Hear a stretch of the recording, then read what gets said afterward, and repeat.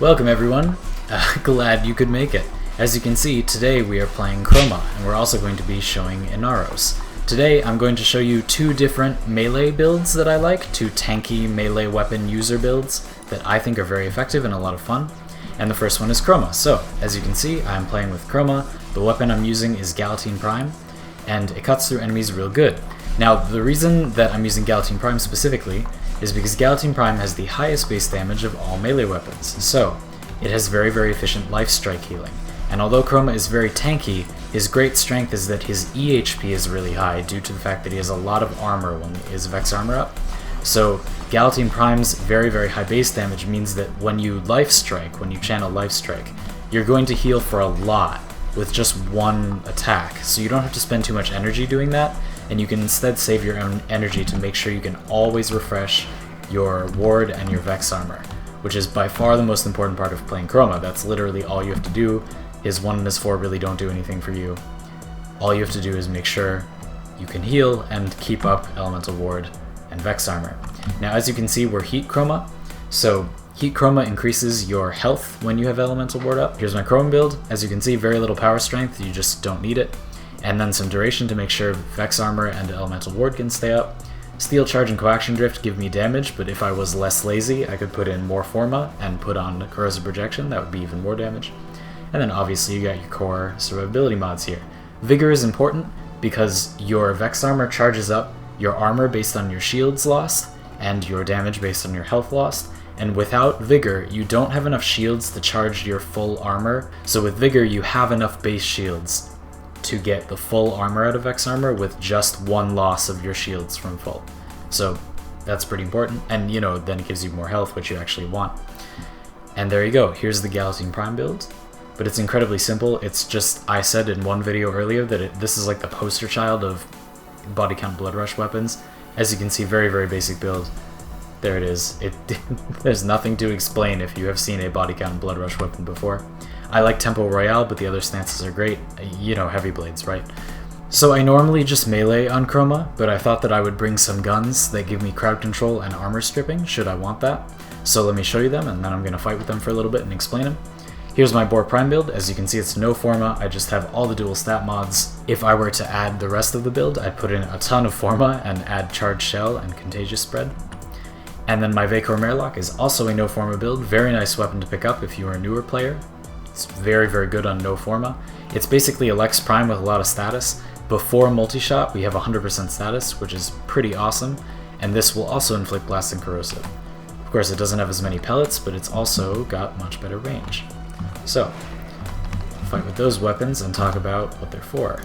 Now, Boar Prime, being a status shotgun like Tigress Prime, is going to do a very good job of stripping armor, and even with no Forma and practically no mods, this thing very, very easily kills level 110 armored enemies. You see it's just absolutely chewing them up because it has so many corrosive procs. It also keeps them permanently stunned, which is obviously very valuable. The Fragor Merlock, on the other hand, is a very good gun if you just quickly need a weapon. As you can see, even with no Forma, it very easily takes care of the lower level enemies and CCs the higher level enemies. It can kill these Lancers very, very quickly, very nicely. Pretty awesome weapon for 0 Forma. Very valuable. Gives you CC on command, can shoot from a nice range with good accuracy. Just an all-around great weapon to have. And that's it for Chroma. That's going to do it for Chroma. So we're going to move on to Inaros. Compared to Chroma, Inaros has a lot more base health, but cannot reach such high amounts of armor. Now, what I think this means is that Inaros is to be relied on for crowd control, and not meant to be such a hard tank as Chroma is. You don't want to be facing your enemies unmodified, that is, unweakened or unhindered. With Inaros, you want to mostly crowd control them, and then start doing crazy, crazy damage with your melee weapon of choice, as is the theme of this video. So as you can see, I'm using the Fragor Prime.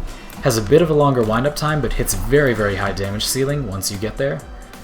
Very, very good, and Inaros' passive heals him for 25% when he does a finisher on an enemy. So we do not need Life Strike. This is a much more efficient way to heal, and it also basically annihilates the enemies that it hits, which is wonderful. Very, very nice. So that's great. Very, very strong. Inaros is still really tanky, and you can let things hit you a little bit, but you want to make sure that you are CCing large groups of powerful enemies so that you do not take just too much damage. You can also heal for a little bit by using your 4 as crowd control. Even though I have weak power strength on this build, which you'll see in a second, it still heals you for a little bit, which is nice. So that's pretty cool. And as before, the Fragor Prime, your melee weapon, and your actual Warframe build are the focuses for this video, but I do have some other stuff in here, so I'm going to show you it while I'm out here. First weapon is the HEMA. The HEMA is a new burst fire infested gun, and it takes your health for bullets, so it needs ammo, but it needs health too when you reload it. A full magazine costs 3% of your Warframe's max health, but then when you get a headshot with it, you heal yourself for a percentage of the damage you deal.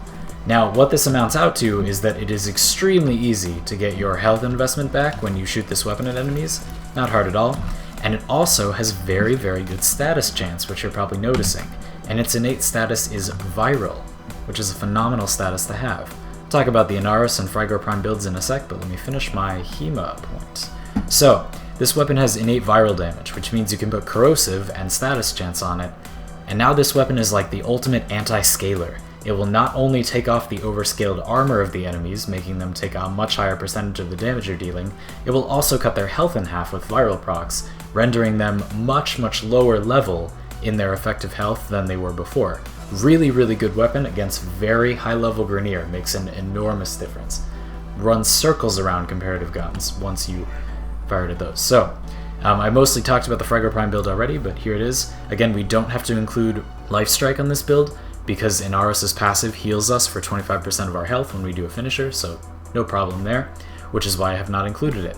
The Fragor Prime is my choice of weapon because, since it is not going to have to waste energy on Life Strike channeling, this weapon has an increased channeling damage multiplier. So I've added in focus energy, and I have a rage on my Inaros, so we will be able to channel for every single attack, making all of this damage of this good body count blood rush weapon multiplied by 80% more, so that's really strong. There you are, and now for Inaros, and I'll talk about the new core and the cat in a sec, hold on. So here's my Inaros build. Because Inaros does not get as much armor from his stuff, he only has his 4's passive to give him armor, I added in a little bit more, and I also like my Inaros to be fast. I don't know why, it's just what I got used to, so rush and armored agility there. He's got this innate dash slot in his Exilis slot, so I figured we gotta use it for something, right? And then I got a bunch of range and duration. This is meant to make his 1 and his 4 better crowd control abilities. You could build him for more power strength and then use your 4 to heal you, but personally I like just using Pocket Sand and the finishers. That's what I think is the most effective, but your mileage may vary. On to the experimental part of the build. As I said before, these builds are kind of just like a melee weapon and a tanky Warframe, so I usually put some janky stuff in the free slots that, you know, maybe you won't use all the time, but it gives you a little bit of play variance. Kavats and Kubros have this mod that gives them health based on your Warframe's health. And normally that would not be that much, right? You know, around 1,000, 135% of a given Warframe's health. Even if it's a tank, that'd be like 1,000. But on Inaros, that's, ooh baby, 6,000 health. And it's not even fully leveled, and my Vitality mod's not even fully leveled. So yeah, super intense amount of health, and then I have to level up my Bite mod. I just got this Kavat a few days ago, but as you can see, it's just lots of damage, and then Cat's Eye. Kavats are awesome and do good damage, but the Adarza Kavat has this incredibly badass precept whereby it gives you 60%, that is flat critical chance, not percent increased critical chance, to all of your weapons, your whole parties, all of your everything. The new core is a weapon with 1% crit chance, but a enormous critical multiplier with Prime Target Cracker. It's got a base 4.0 critical multiplier, critical damage, but it does not have the ability to crit. Basically cannot ever be made to crit, except with an Adarza Kavat. So, for the brief period of time that your Adarza Kavat is giving you its Cat's Eye buff, I'll show that pretty quickly, shouldn't be too hard to get it to go off. It does it basically as soon as it's in combat, it's rather reliable. So see, I'm glowing this kind of purple now, so if I shoot, I am critting, see, for quite nice numbers too. That's what the deal with the new core and the Adarza is. It's incredibly forma intensive to optimize. Like, if you wanted to get this all the way to where it could possibly be, the Kavat is gonna need like 4 forma, and the new core is gonna need like 6 forma, and it's completely superfluous. But if you wanted to do something like really min-maxy and interesting, It's fun on defense missions where your Kavat and Kubro don't have to follow you around, they just sort of defend an area and screw around there. If you wanted something weird to do in that situation, this would be what I would direct you to. If you actually decide to do this ridiculous thing, then the mods that I would suggest that you add are Hollow Point, and then probably an element to go with your heated charge, but to be completely honest with you, I don't entirely recommend you do this at all. It's just something I thought you'd find interesting. Awesome, thanks very much for watching. I hope that you enjoyed this pair of melee builds. I hope that you have fun with them, hitting enemies real hard, and I'll see you in the next one.